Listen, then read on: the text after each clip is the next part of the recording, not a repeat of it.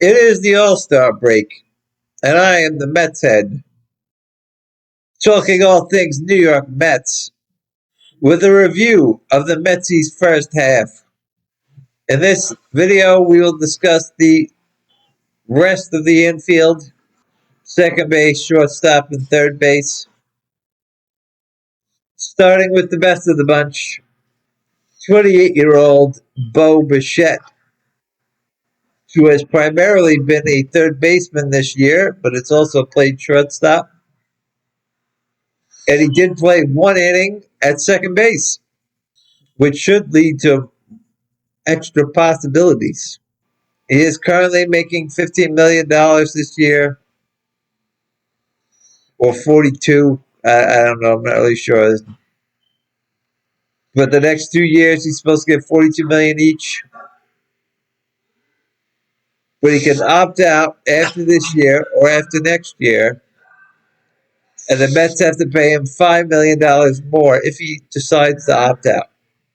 I don't see, with the year he's having, anyone wanting to pick up that contract.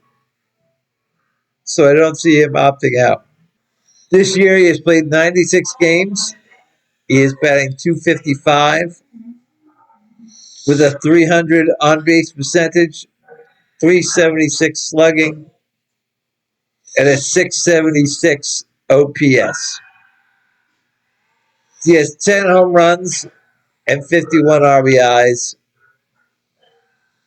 It looks like he's on pace for his average season, except for his average being low. As far as his average, I give him a C plus. For his OPS, I give him a C. And his defense is definitely not as bad as we all thought it would be. So overall, I think we'll give him a C plus. Should you trade him? I'd say absolutely if you get something good for him. But I don't think anyone would take the risk of him opting out. They'd probably prefer that he opts out so they don't pay him $42 million. But I don't think you'll get a lot for him. If you did, then trade him. I think his future role on the team should be either second base or third base. Let's move on to our second best infielder.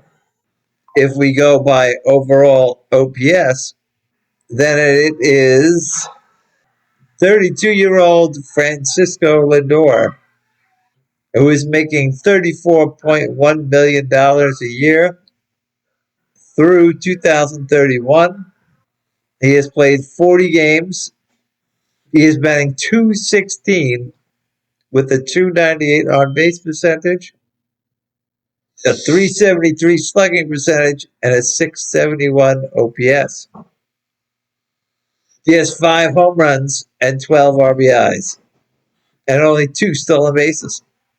It's definitely a down year for him because he'd be, if you prorated his statistics, he'd be hitting 20 home runs with 48 RBIs. Nowhere near the Francisco Lindor we usually get. This is going to turn out to be the worst year of his career. As far as his grade goes for this year so far, he gets an F for his average, and he gets a C for his OPS, giving him a D overall. But with his lack of concentration and his errors, I might give him a D minus. Should you trade him? I say definitely. He's 32. He's going to be 33 at the end of this year. It's possible there'll be a lockout next year. And when he comes back, he'll be 34 years old on the downside of his career. He does have a no-trade clause, but if you're going to trade it to somebody, it's going to be a contender who needs a guy like Lindor to take them over the hump and to that World Series trophy. I find it unlikely that he will be traded due to his no-trade clause and his $34 million contract. for the next 5 years. So I don't see him going anywhere. But I would like to trade him if you get something really good for him. Future role, I see him being the shortstop because I don't see him being traded. If he does, then Bichette should be the shortstop. And let's go down to the next middle infielder. So far we got a C plus and we got a D. And we're not going to get any higher. We'll next talk about 26-year-old Brett Beatty, who is still in pre-arbitration, and he is not up for arbitration until 2028. This year he made $811,000. He has generally been a disappointment. Everyone expected much more out of him after his very good second half last year. They thought he finally got it all together. But then a lot of stuff in the offseason maybe put him off. I don't know. He was named the starting third baseman, and then a week or two later was in limbo after they signed Bichette, who they declared would suddenly be the third baseman. And Beatty's role was unclear, and still is kind of unclear because he's played the outfield, first base, second base, third base. He's played all over the place. But as far as this season goes, with his actual performance, he has played in 93 games, not because he's good, but we had no other choice with all the injuries that we had. He's batting 221, 297 on base percentage, a 314 slugging percentage. His power is way down this year, and a 611 OPS. He only has 4 home runs after hitting 18 last year and 31 RBIs. He gets a D for his average because he brought it up just enough. And he gets a D for his OPS. Defensively, he's been decent. So that is what I will give him, a D. A straight D. Should you trade him? I don't think so. I don't think you're going to get anyone good for him. But he's also a versatile player who can play multiple positions. He's young and he makes very little money. So I see his role next year as being the future second baseman or third baseman, depending on who's on the team. I would say most likely second base because I don't see Semien as being that guy. He could be in a platoon with Semien, but there's another guy I like better at third base than him.